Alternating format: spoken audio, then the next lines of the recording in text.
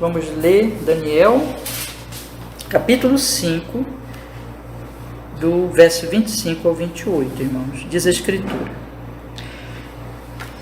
Este, pois, é o escrito que se escreveu: Mene, Mene, Tekel, Ufarsim. Esta é a interpretação daquilo. Mene, contou Deus o teu reino e o acabou. Tekel, pesado foste na balança e foste achado em falta. Pérez, dividido foi o teu reino e dado aos medos e aos persas. Amém. Vamos orar, meus irmãos. Ó Senhor, quando nós estamos aqui diante desse texto tão sério, Senhor, que fala do juízo de Deus, oramos para que o Senhor Espírito Santo venha nos abrir entendimento e venha aplicar a sua palavra ao nosso coração, com perdão dos nossos pecados, para o nosso bem, para a sua glória eterna, em nome de Jesus. Amém. Graças a Deus. Pode sentar, meus irmãos, pode sentar. Semana passada, meus irmãos, eu estudei com vocês do versículo 18 ao versículo 23, aliás, ao versículo 24, e disse para os irmãos que esses versículos são versículos difíceis, porque eles falam do juízo de Deus.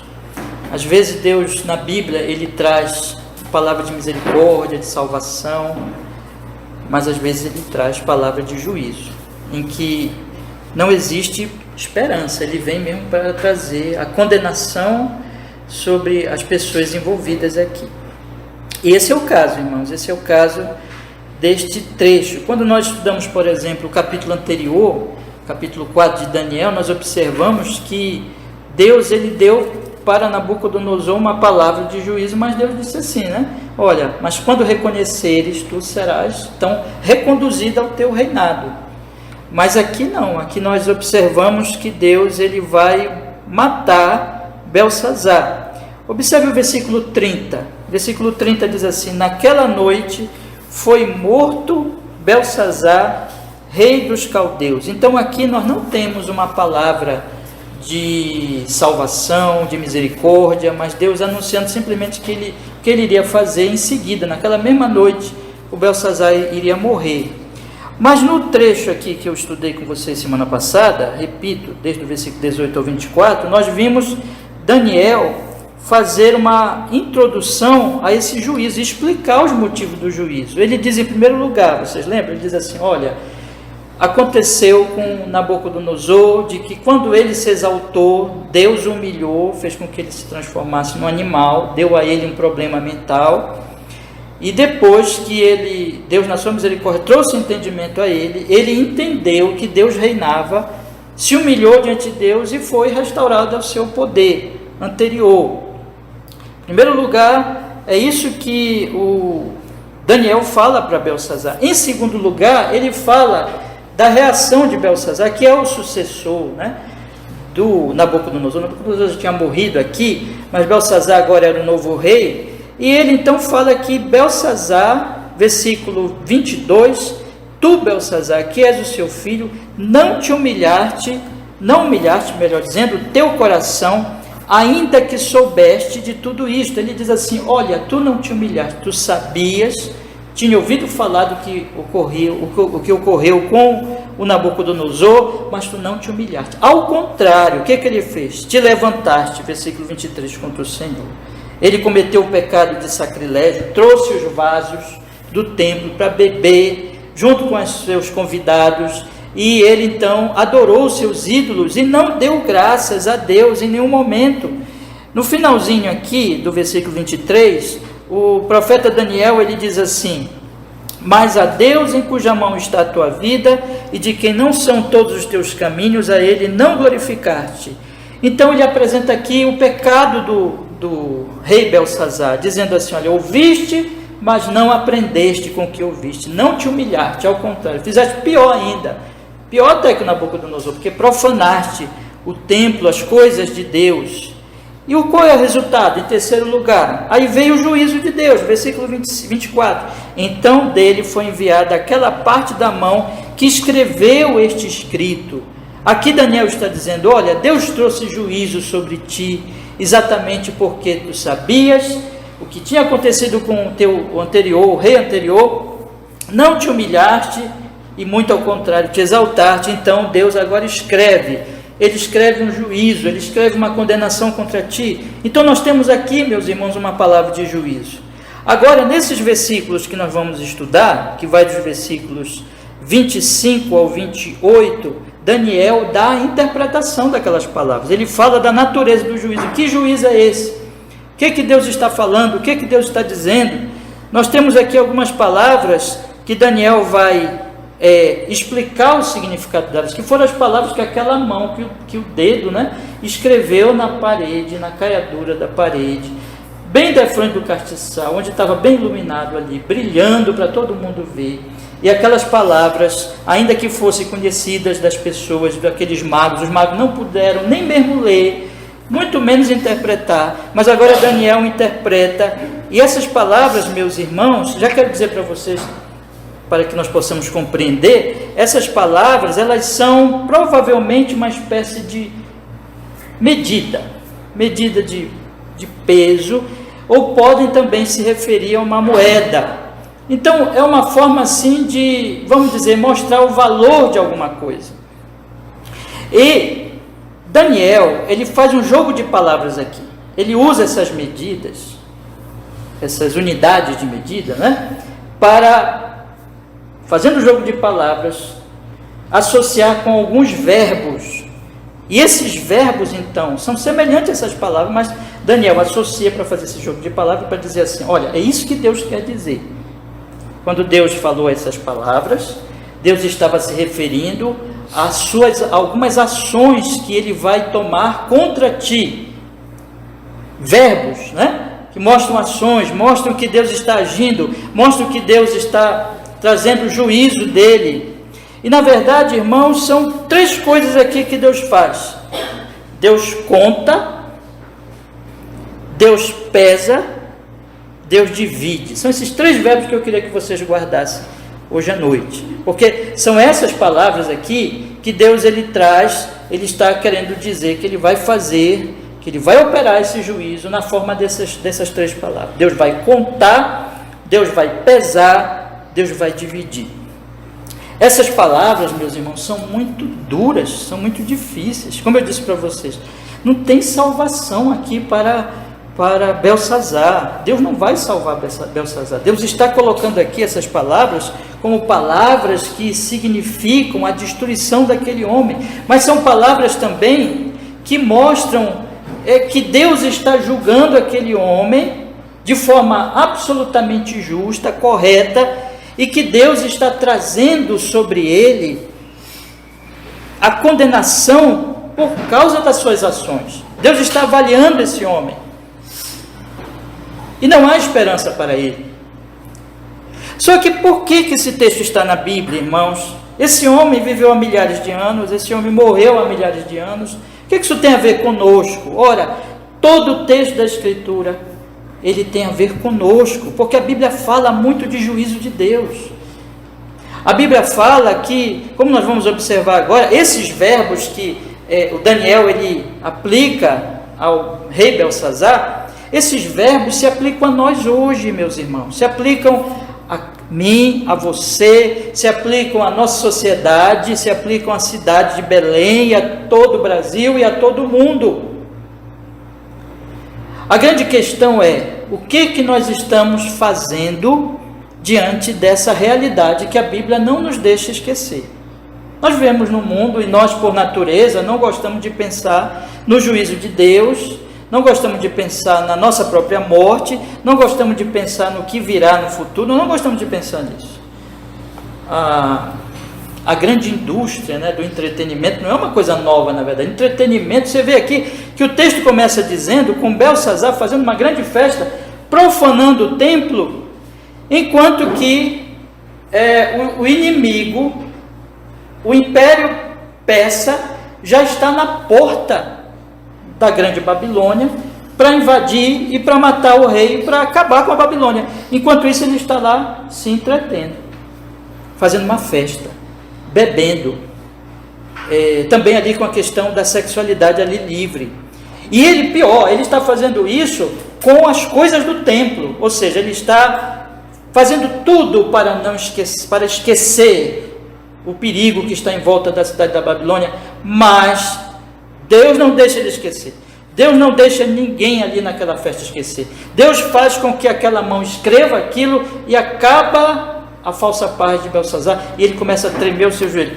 O joelho começa a bater no outro de medo, de pavor, porque ele começa a perceber que algo vai acontecer. Deus está aqui alertando aquele homem. E deixa eu falar para vocês, meus irmãos, é bom, é muito bom que se pregue sobre o juízo de Deus, porque é o ensino da palavra de Deus, para que nós estejamos alertados, para que nós não sejamos levados pelo entretenimento. Ao mesmo tempo, eu quero mostrar para vocês hoje que esse juízo de Deus mostra essas palavras que Deus vai falar para Belsazar, mostrando a situação dele e mostrando a condenação que estava sobre ele. Essas palavras, irmãos, elas mostram o total desamparo de Belsazar e o total desamparo nosso, no que diz respeito à nossa própria capacidade de nos livrar dessa situação. Desejo mostrar isso para os irmãos. É por isso que nós necessitamos tanto de Jesus Cristo. É por isso que Jesus Cristo morreu naquela cruz.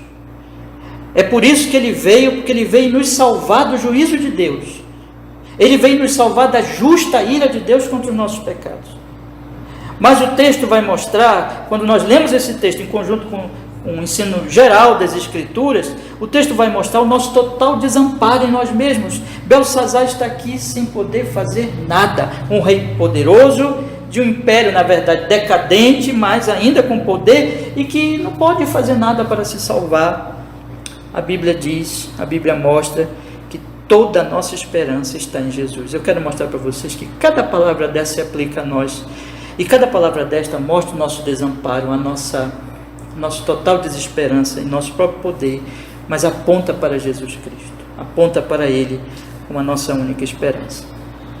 Vamos entrar no texto, meus irmãos. Eu convido vocês então a nós dividirmos a nossa mensagem hoje, na verdade, em 4 partes. Eu quero primeiro mostrar para vocês as palavras, são 3 palavras na verdade, e como isso é contrastado no ensino das Escrituras com a pessoa de Jesus Cristo, nosso Senhor, nosso Salvador.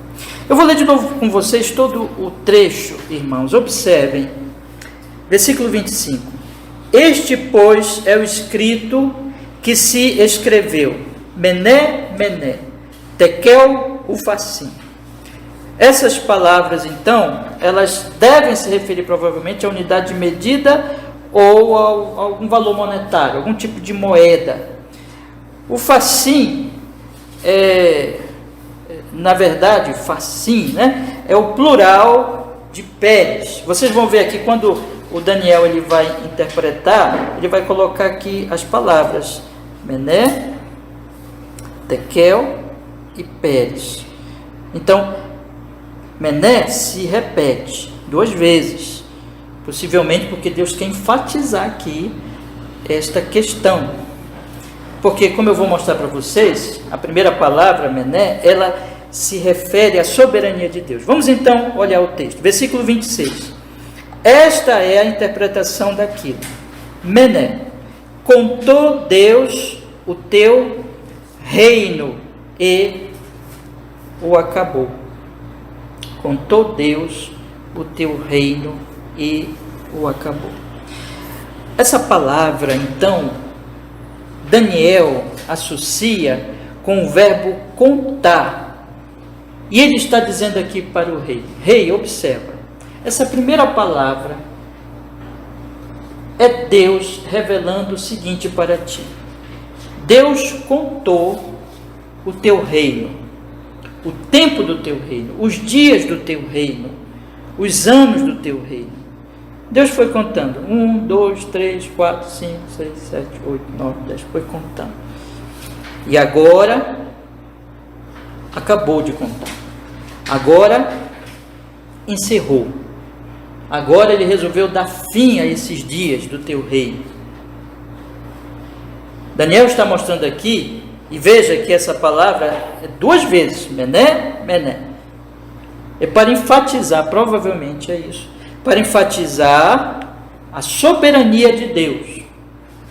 Vocês lembram que Daniel já tinha dito, no finalzinho do versículo 23, agora eu li para vocês, mas eu quero ler novamente. No finalzinho do 23 diz assim: mas a Deus, em cuja mão está a tua vida, e de quem são todos os teus caminhos, a Ele não glorificaste.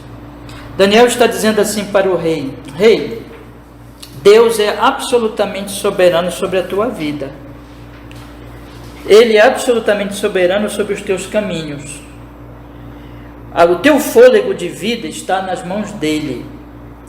E tudo que tem acontecido a ti, é Ele que tem te concedido. A força, o reinado, os talentos, o poder, tudo é Ele que tem concedido a ti. A tua respiração está nas mãos dele, Ele é absolutamente soberano. Isso significa que no momento que Ele disser, acabou a tua vida, acabou a tua vida. E Deus determinou que nessa noite, vocês lembram que o versículo 30 diz que naquela noite foi morto Belsazar. Então Daniel está dizendo, rei, Deus determinou que acabou o teu reinado. Versículo 25, versículo 26. Contou Deus o teu reino e o acabou. Se encerra nesta noite, se encerra aqui o teu tempo de vida, o teu poder e o teu reinado. Daniel está dizendo, esse Deus que não deste louvor, que não deste honra, que não deste glória, no momento em que estavas fazendo isso, ele escreveu, eu contei os teus dias, teu reinado, e eu resolvi concluir a contagem, resolvi acabar, resolvi encerrar, vai finalizar a tua vida. Irmãos, esse texto ele se aplica a nós, evidentemente, em que sentido, irmãos? Exatamente nesse sentido, é claríssimo. Isso não é uma coisa só de Belsazar. Isso é uma coisa de todos nós, uma realidade de todos nós. Eu olho para vocês. Vocês estão olhando nesse momento para mim. O que nós estamos vendo, irmãos? Nós estamos vendo seres humanos. Seres humanos mortais, seres humanos que os dias estão passando, que as horas estão passando, que o tempo está sendo contado e que todos nós estamos indo para um final, para uma finalização, para um final, para a morte. E a Escritura inteira diz para nós, quando o apóstolo Paulo foi pregar, certa vez a um povo de filósofos, ele mostrou a eles, olha, vocês, a vida de vocês está na mão de Deus. Vocês se movem, vocês respiram, vocês fazem todas as coisas pelo poder de Deus.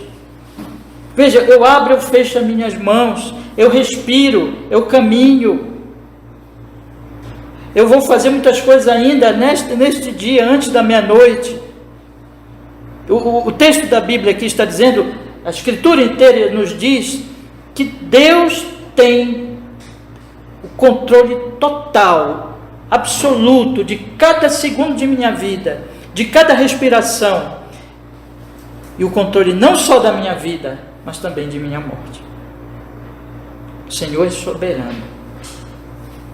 Um dia vamos morrer. Essa é a primeira grande verdade aqui. Um dia vai passar as nossas vidas, nós não estaremos mais aqui. Segundo lugar, meus irmãos, vamos passar para a próxima palavra. O versículo 27, Tekel. Pesado forte na balança e foste achado em falta. Aqui mais uma vez, esse tekel provavelmente, repito, se refere a uma unidade de medida ou um valor monetário, mas o fato é que Daniel pega isso aqui e ele associa com um verbo, e ele diz assim: foste pesado. Ele imagina uma balança, ele está dizendo assim: há uma balança em que tu, Daniel, aliás, tu, Belsazar, foste pesado, ou seja, as tuas ações, as tuas práticas, o teu coração, os teus pensamentos, o teu desejo, as tuas palavras, tudo que fizeste, tudo que tens feito até aqui, Deus tem uma balança em que Ele está lá te pesando tudo isso. E essa balança é a balança da retidão de Deus, da total retidão e justiça divina. Daniel está dizendo assim para ele: olha, foste pesado e foste achado, e que, meus irmãos, conforme está na nossa tradução, foste achado em falta, isto é, foste achado leve demais. Leve demais, é como colocar uma pena na balança, ela nem se move. Foste considerado diante da retidão de Deus sem nenhum valor. A tua vida, a tua prática, os teus desejos, o teu coração, as tuas palavras, a tua vida, toda, tuas obras foram consideradas sem valor diante da retidão, da balança divina. Foste reprovado, absolutamente reprovado. Como é que isso se aplica a nós, meus irmãos? Da mesma forma. Imaginemos, portanto, ilustrando aqui com isso que a Escritura está falando, porque a Bíblia é cheia de ilustrações, né? Imaginemos uma balança. Hoje nós temos aí essas balanças modernas, né? Pode imaginar mesmo essa balança moderna. Imaginemos que a nossa vida, que o nosso coração, que aquilo que nós amamos. Lembra que a palavra de Deus diz, eu até durante o culto citei aqui, o Senhor Jesus Cristo resumiu os mandamentos: e amar a Deus sobre todas as coisas e ao próximo como a si mesmo. Essa é a balança de Deus. Aqui está: amar a Deus com todo o seu coração, com toda a sua força, com todo o seu entendimento, com toda a sua energia, Deus ser o centro de sua vida, e você viver para Ele em dedicação e amor a Ele. Esta é a balança de Deus. Essa é a lei de Deus. Vamos pegar os 10 mandamentos, meus irmãos. O primeiro mandamento é: não terás outros deuses diante de mim. Segundo, não farás para ti imagem de escultura. Não profanarás. Terceiro, o santo nome de Deus. Quarto, guardarás o dia santo do Senhor. Esses 4 mandamentos estão dizendo: olha, Deus deve ser o teu Deus, tu deves viver de tal maneira dedicado a Ele, honrando a Ele, amando a Ele, que Ele é o teu Deus, o teu maior amor, e tudo que és, tudo que fazes deve ser dedicado a Ele.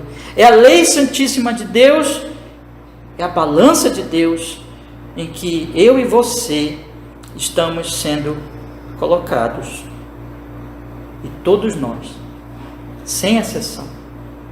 Sem exceção. Esta palavra que Daniel dá a Belsazar é uma palavra para todos nós, meus irmãos, porque o apóstolo Paulo vai falar em Romanos capítulo 3, aquele grande, tremendo, terrível texto que diz: todos pecaram e destituídos estão o quê? Da glória de Deus. Sabe o que significa lá, né? Eu estive pregando para vocês agora na última ceia, a ceia do Senhor, no domingo passado, em que nós temos explicado assim: olha, essa glória de Deus pode significar tanto que eu não vivo para a glória dele, eu não vivo amando a ele, servindo a ele, eu não cumpro esse mandamento, o resumo do mandamento, como que eu estou afastado dele, da sua glória. Existe uma separação terrível.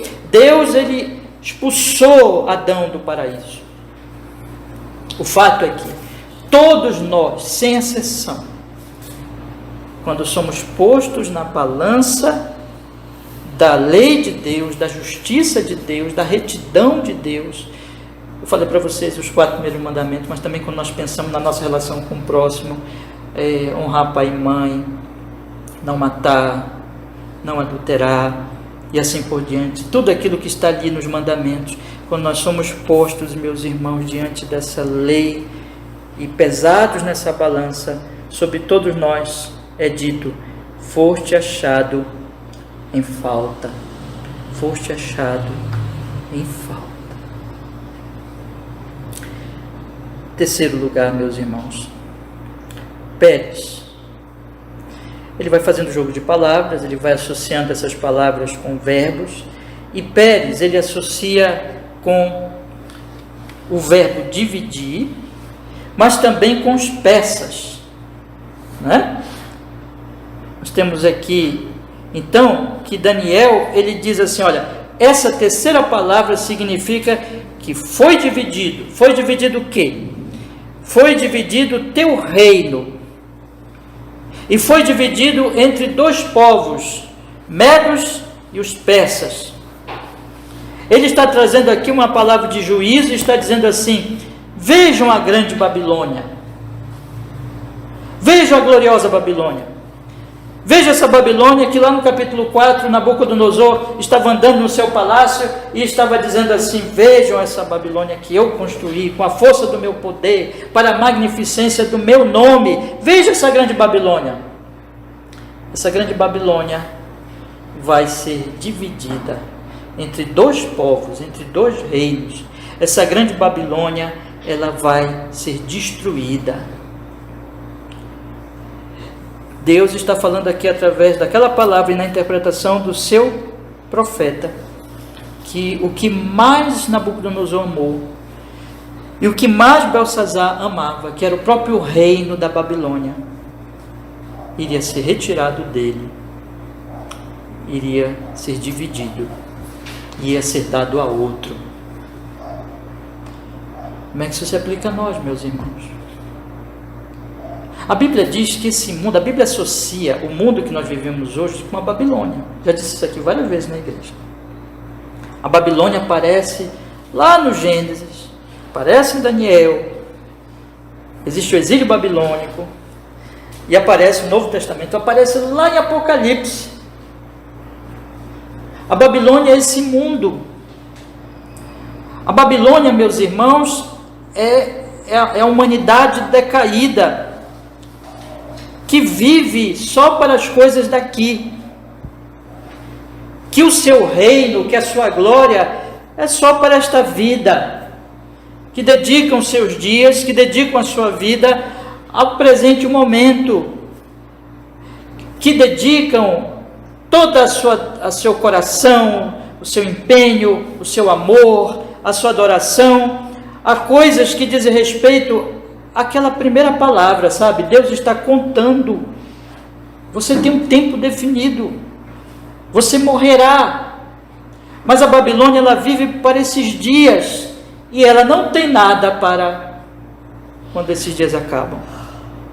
A Babilônia, ela é retirada, ela é dividida, o reino dela é dado a outros quando o que acontece em Pérez é o resultado do que acontece em Mené. Ou seja, irmãos, quando acaba o reino, veja que Deus mesmo diz: Deus contou o teu reino, a Babilônia, e acabou.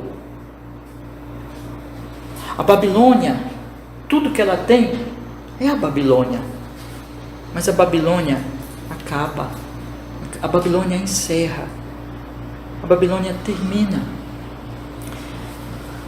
O apóstolo João vai falar na sua forma, né? A mesma coisa quando ele diz na sua carta: o mundo passa, com tudo aquilo que as pessoas desejam. As pessoas se levantam todo dia de manhã para trabalhar, para estudar, para ganhar dinheiro, para casar, para viajar. E elas vivem, e todas essas coisas, e todos esses verbos têm a ver com esta presente vida. Mas ela não tem nada para o outro lado. Ou vamos então usar a linguagem do Senhor Jesus Cristo. O Senhor Jesus Cristo disse: olha, vocês homens, onde vocês estão entesourando a vida de vocês? Para o que vocês estão entesourando? Onde está o teu tesouro? Aí está o teu coração. Onde está o teu coração? Qual é o teu tesouro? Você está juntando os seus tesouros aqui nesse mundo, você está guardando as suas riquezas aqui nesse mundo, mas Jesus diz: lembre que a traça corrói esse tesouro, mais cedo ou mais tarde, a traça vai corroer. Lembre que os ladrões vão fazer o quê? Vão roubar o seu tesouro, e o grande ladrão é a morte. A morte vai tirar tudo de você. Lembre que a Babilônia morre com tudo que ela tem. A Bíblia está falando para todos nós, e quem sabe para algum de nós aqui, que mesmo estando conosco sempre, mas ainda não entendeu o Evangelho, e ainda não entendeu o que significa, irmãos, este grande alerta das Escrituras. A Escritura está dizendo para nós: você vive para a Babilônia? Você se dedica para as coisas desta vida? Essa profecia, essa palavra de juízo está dizendo: você vai perder tudo muito em breve. Tudo vai perder. As suas riquezas vão passar. A sua intelectualidade não vai servir de nada diante da morte. A sua juventude está se acabando. O seu corpo vai para o pó. Tudo que você tem nessa vida vai passar. Porque a Babilônia acaba. Porque a Babilônia é dividida. Porque o reino, tudo que você tem vai passar para outros. O que é a herança, o que é as coisas que a gente adquire aqui, nada nós levamos, deixamos para os outros. Nós não levamos nada daqui, meus irmãos.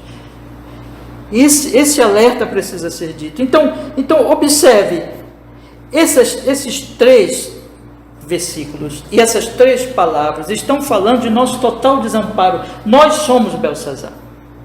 Nós somos aqueles homens e mulheres que Deus está contando os nossos dias, e que um dia Ele vai dizer assim: acabou o teu reino, vamos morrer. Nós somos aqueles que Deus está colocando todos os dias nosso coração, nosso desejo, palavras e obras na sua balança da retidão, e está dizendo assim: foste achado em falta. Todos pecaram, destituídos estão da glória de Deus. A lei de Deus nos condena, a todos nós. Nós somos aqueles, meus irmãos, que por nossa natureza e em nosso desamparo, tudo que tem é a Babilônia. E os desejos nossos são babilônicos, digamos assim. São desejos para as coisas desta vida. E Deus está dizendo aqui para nós, falando do nosso desamparo, dizendo assim: veja, tudo que você tem, a traça vai corroer, e o ladrão da morte vai roubar. Nós precisamos de Jesus. Olha, isso aqui se aplica a todos nós. Se aplica a essa sociedade moderna, arrogante, cheia da sua filosofia, cheia da sua intelectualidade, cheia do seu orgulho, cheia de autoconfiança. Homens e mulheres que dizem, hoje na sociedade que nós vivemos, que nós não precisamos de Deus, que nós não precisamos de religião. Mas também para muitos homens e mulheres religiosos que constroem seus impérios babilônicos, que vivem para a sua própria justiça e arrogância, os hipócritas que estão nas igrejas. A todos esses que estão dedicando as suas vidas a este mundo e às religiões da Babilônia, ou às riquezas da Babilônia, ou à idolatria da Babilônia, a todos os homens naturais, a todo homem, a Bíblia está dizendo, todos pecaram, estão perdidos, estão desamparados, precisam de um Salvador. Ai, meus queridos irmãos, o que é que a Bíblia diz mais? A Bíblia diz: Deus amou o mundo de tal maneira que deu o seu Filho unigênito, para que todo aquele que nele crê não pereça, mas tenha a vida eterna. Deus veio para nos socorrer. Nós desamparados, Ele veio para nos amparar. Nós desesperançados, nós perdidos, Ele veio para nos dar esperança, nos achar e nos salvar no seu Filho Jesus Cristo. A Bíblia ensina, e vocês têm ouvido todas as noites aqui na nossa igreja, leem nas suas Bíblias, continuamente a Bíblia ensina que o Senhor Jesus Cristo veio a este mundo como aquele que veio representar o seu povo, representar os seus amados, a sua igreja, e veio, meus irmãos, para ser pesado na balança, no nosso lugar. Veio para viver uma vida no nosso lugar, uma vida em que Ele nos representa diante desse Deus como o homem, o Deus homem, uma nova raça. E Ele também foi pesado na balança, mas Ele não foi achado em falta. Ele teve um peso nessa balança. Ele não é leve, mas Ele é pesadíssimo. Jesus viveu uma vida santíssima no nosso lugar. Ele passou no teste da retidão de Deus. E diz a palavra de Deus que Ele morreu numa cruz, não por causa da falta de retidão dele, mas por causa de que nós éramos os leves, de que nós éramos os sem valor, de que nós éramos os grandes e terríveis pecadores, e que por isso morremos, e que por isso perdemos tudo, e por isso que a lei nos condena, mas Ele, Jesus Cristo, morre para que eu e você não morramos mais. Ele morre para que nós sejamos justificados nessa balança da retidão de Deus em nosso lugar. Jesus morreu por nossos pecados, Jesus viveu uma vida santíssima no nosso lugar, e todo aquele, esse é o ensino da Escritura Sagrada, todo aquele que verdadeiramente deixa de se apegar à Babilônia, mas percebe o seu desamparo, o seu pecado e a sua injustiça e a sua maldade e perversidade diante desse Deus, a sua ofensa diante desse Deus, percebe que está debaixo da ira desse Deus, justa ira, e que tem ofendido a Ele, e corre para Jesus Cristo, e verdadeiramente se arrepende dos seus pecados, reconhece a sua iniquidade, e se arrepende profundamente dos seus pecados, e olha para Cristo, com fé, com confiança unicamente no Senhor Jesus Cristo. Este homem e esta mulher são justificados dos seus pecados, e eles passam nessa balança, no teste dessa balança. Eles são considerados justos e retos, não pela própria justiça ou própria retidão deles, mas por causa da justiça e da retidão do Filho de Deus, o Senhor Jesus Cristo, que viveu uma vida santa e morreu pelos pecados deles. E essas pessoas então recebem o Espírito Santo e passam a ser transformadas e santificadas e crescem em retidão, crescem em obediência, já foram justificadas, já estão salvas, já Deus olha para elas e diz assim: olha, vocês não foram achados em falta, porque o meu Filho não foi achado em falta, e Ele representa vocês, e agora vocês recebem o Espírito Santo para uma vida santa. Essas pessoas, meus irmãos, elas não precisam temer a morte, porque lembra que o Senhor Jesus Cristo disse, não é? Aquele que crê em mim, mesmo que morra, viverá. Essas pessoas, elas não têm mais medo da morte, elas vão morrer, mas elas têm a vida eterna. Essas pessoas, não se aplica mais a elas o Pérez. O reino delas não é dividido, o reino delas não passa a outros, porque o reino delas não é mais Babilônia, não são mais as coisas desta vida, deste mundo da Babilônia. O reino delas é o reino dos céus. Jesus disse: olha, façam um depósito, busquem uma riqueza, que vocês entesourem e tesourem no céu, que vocês juntem riquezas no céu, porque lá no céu a traça não corrói e os ladrões não roubam. Meus irmãos, todo aquele que morre em Cristo Jesus não perde nada, mas é nada mesmo. Sabe por quê? Porque ele já tem Jesus, porque a riqueza dele não é deste mundo. Ele já entendeu que ele vive aqui, ele trabalha, ele estuda, ele casa, ele viaja, ele faz tudo na vida, mas ele faz tudo como expressão não da Babilônia, mas do reino dos céus, em gratidão a Deus e amor a Deus. Então, quando ele morre, sim, as coisas que ele adquiriu aqui, ele não vai levar, mas porque não é para ele levar mesmo, porque ele não servia essas coisas apenas foram momentaneamente usadas para que Deus fosse glorificado na sua vida, porque ele já tem o maior tesouro, que é o próprio Deus, que é a própria comunhão com Deus e o reino dos céus. E este, na verdade, é o mais rico de todos, porque tem Deus.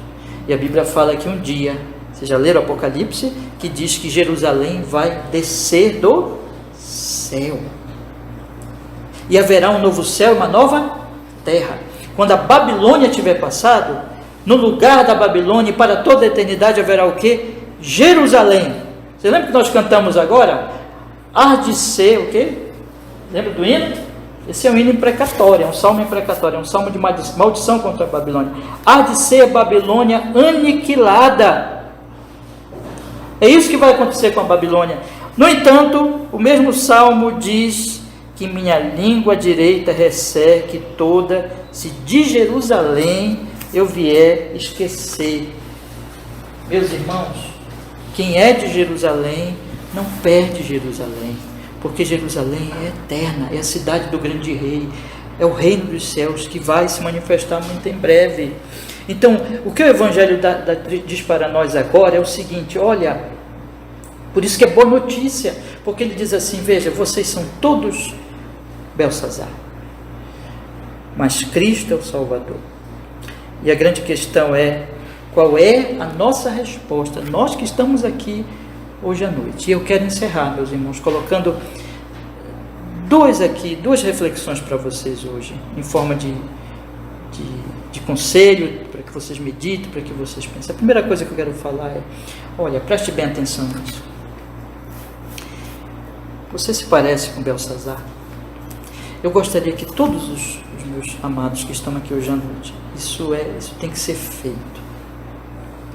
Você se parece com Belsazar? Qual é o seu amor? Por que você vive? Em Belsazar nós temos entretenimento,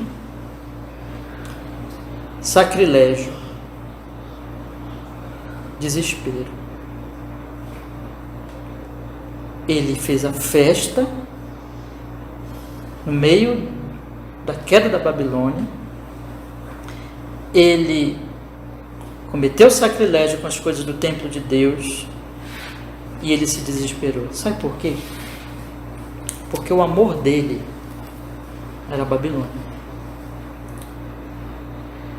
Ele adorava a si mesmo e aos seus ídolos. E ele então, para esquecer a sua situação, ele se entretia, ele se entregava à bebida, aos prazeres. Tem sido esse o seu caso? Tem sido o caso de que você tem feito tudo para esquecer da sua situação diante de Deus, se entregando aos prazeres desta vida, desta Babilônia? Belsazar cometia sacrilégio. Belsazar usou os vasos para a sua festa profana e para adorar os seus ídolos. Tem sido este o seu caso? Você tem vivido essa vida que Deus te dá é santa, é vida que Ele te dá para viver para Ele, para a sua glória. Deus te deu talentos para a glória dEle. Deus te deu bens para a glória dEle, mas você tem cometido sacrilégio, tem vivido de tal maneira que todas essas coisas você dedica aos seus ídolos, ao seu coração, à sua idolatria, cometido sacrilégio. Terceiro lugar, Belsazar se desesperou, porque ele não tinha nada para se firmar quando a mão escreveu. Lembra que a rainha diz: chame Daniel. E você tem vivido em desamparo e desespero? Você não tem segurança? Quando a morte parece te ameaçar, você não tem onde se agarrar? Porque todas as suas esperanças e todas a sua rocha e firmeza é Babilônia? Eu quero te dizer essa noite, se algum de nós está assim, eu quero falar muito francamente com você. Arrependa-se sinceramente diante de Deus dos seus pecados. Reconheça a sua idolatria. Reconheça que você tem vivido para a Babilônia. E creia em Jesus para a sua salvação hoje à noite verdadeiramente. Não permita que simplesmente, e eu digo isso, meus irmãos, com toda franqueza, não é o fato de nós estarmos aqui que somos necessariamente de Cristo. A grande questão é: o que o meu coração mostra? O que a minha vida mostra diante dessas realidades espirituais? Para o que eu vivo? Para o que eu me dedico? Para o que eu me levanto amanhã, segunda-feira, para fazer o quê? Para me dedicar a quê? É a Babilônia? Então eu não sou convertido. Eu não sou de Cristo, mesmo estando aqui. Então que eu me arrependa. E que eu creia em Jesus Cristo como meu Salvador. Porque a grande questão é: eu amo a Deus verdadeiramente? Agora, um segundo conselho que eu quero dar aos meus irmãos em Cristo Jesus. Meus irmãos, vocês que creram no Senhor Jesus, vocês que confiaram nele como Salvador de vocês, eu quero lhes convidar à gratidão a Deus. Veja, o Evangelho que é boa notícia. Meus irmãos, meditem nisso hoje à noite. Preste bem atenção nisso, que quando o Daniel falou para o Belsazar estas palavras, não era boa notícia, não era boa notícia, era má notícia, era péssima notícia, era terrível notícia. Mas se você que está aqui hoje à noite é um crente em Cristo Jesus, já confiou nele como seu Salvador e como seu Senhor, esse texto está dizendo para nós: lembre disso, você não precisa ter medo da morte, porque Jesus já morreu para te dar vida eterna. Você não precisa ter medo dos seus pecados. Nós temos cantado, geralmente eu canto na Santa Ceia, aquele louvor que diz: maravilhosa graça. E aquele louvor diz assim: eu não preciso mais ter medo das minhas iniquidades, porque Jesus já levou os meus pecados na cruz. Então, a balança já não me condena mais, a lei de Deus já não me condena mais, porque Jesus já cumpriu a lei, já levou a maldição da lei no meu lugar. E se você é um crente em Cristo Jesus, você não precisa ter medo de perder nada, porque você pode confessar com o apóstolo Paulo: para mim viver é Cristo, e eu morrer o que é? É ganho, é lucro. Irmãos, todos aqueles que morrem no Senhor, eles estão melhor que nós, porque eles estão vendo a face de Cristo. É bem verdade que ainda não há plenitude da vida, eles ainda vão ressuscitar, Jesus ainda vai voltar, mas eles, aquilo que a gente chama, né, de estágio intermediário, eles estão nesse estágio intermediário, entre a morte e a ressurreição, mas eles não perderam nada. Então eu e você, nós não vamos perder nada, meus irmãos. Então eu queria convidar vocês a cada dia ir à cruz de Jesus e meditar no que Jesus fez no nosso lugar, na grande e gloriosa obra que ele operou para nos salvar desse juízo que está descrito aqui e que pesava sobre nós, e nos livrar do nosso desamparo, vir em nosso socorro. E todos os dias nós temos que ir à cruz de Cristo, meditar e nos levantar para dizer: obrigado, Senhor, eu quero hoje viver este dia, fazer tudo o que eu tiver que fazer com gratidão por tão gloriosa obra de salvação que o Senhor operou na minha vida. Que Deus nos abençoe e que Deus faça com que hoje à noite, irmão, nós façamos assim uma comparação entre a boa notícia do Evangelho. Ide por todo o mundo, pregai o Evangelho a cada criatura. Quem crê e for batizado será salvo. Com esta palavra aqui de juízo, e lembrar assim: isso aqui não é mais para mim, porque eu já fui salvo, resgatado pelo Senhor Jesus. Amém. Vamos orar? Ó Deus, muito obrigado, porque nesta noite nós pudemos ler, Senhor Jesus, ó Senhor, nosso Redentor, nosso Salvador, essa palavra tão difícil, tão dura, que na verdade pesa sobre toda a humanidade, incluído sobre nós. Obrigado porque podemos encarar a realidade do juízo, e isso é para o nosso bem, de forma, Senhor, que nós, se alguém aqui ainda não se arrependeu e não creu, oramos e pedimos: converta esse coração, dá arrependimento verdadeiro e fé no Senhor Jesus, e que todos confiem em Ti, Senhor. Tenha misericórdia daqueles que vão ouvir depois a gravação também. E opera na nossa alma, Senhor, esta gratidão, esse regozijo, esta alegria, porque essa palavra não é mais para nós. Não há mais para nós palavra de juízo, mas há palavra de boa notícia, de salvação, de justificação, de santificação. Quando o Senhor diz em João 14, não se turbe o vosso coração. Credes em Deus, crede também em mim. Na casa de meu Pai há muitas moradas, eu vou preparar lugar e voltarei para que vocês estejam para sempre comigo. Senhor, aplica essa palavra na alma de cada irmão amado, irmã amada aqui hoje à noite, consolando. Se alguém estiver sofrendo, passando dificuldade nesta vida, consola o nosso coração, Senhor, com a palavra do Evangelho, porque nós não perdemos nada, porque já temos tudo, já temos o nosso Senhor e Salvador Jesus. Nos firma cada vez mais nessa vida, nessa gratidão, nessa alegria, em nome de Jesus. Amém e amém.